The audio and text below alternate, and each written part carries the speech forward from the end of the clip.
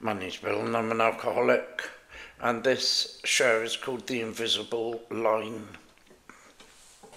Alcoholism is a disease, and I believe that alcoholism was registered as a disease with the World Health Organization in 1956.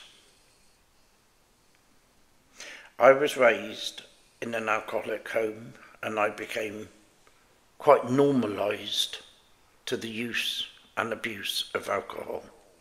I used to view people who drank too much, like my dad and my granddad, as having something of a self-inflicted problem.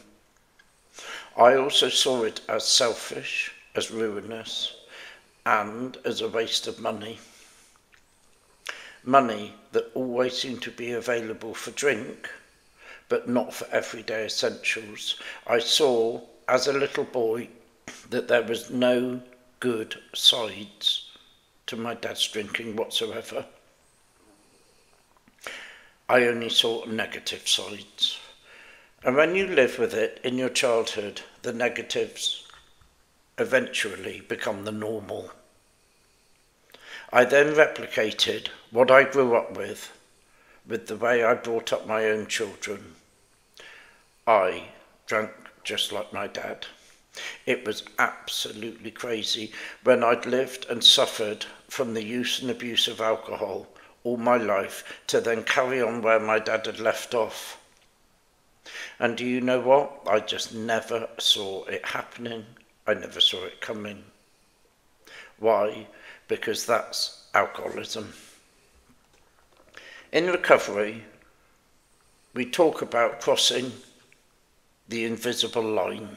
And what is that invisible line? Well, it's the line we talk about where we cross the line from social drinking to drinking alcoholically.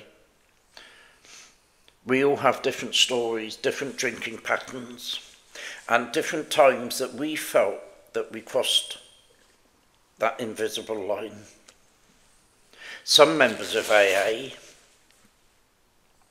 never drank until their late 40s or 50s, and others drank from their early teens.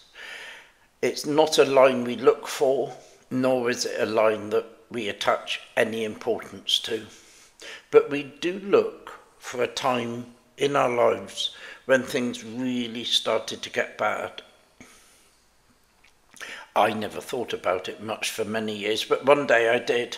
And I'm going to tell you when, for this alcoholic, I crossed that invisible line. And it's simple. It was when I was 7 years old. It was when I had my first drink. And the exact moment I crossed that line was between the moment I picked up the drink and the moment I drank it. That's when I crossed that invisible line, because I went on to get drunk that night.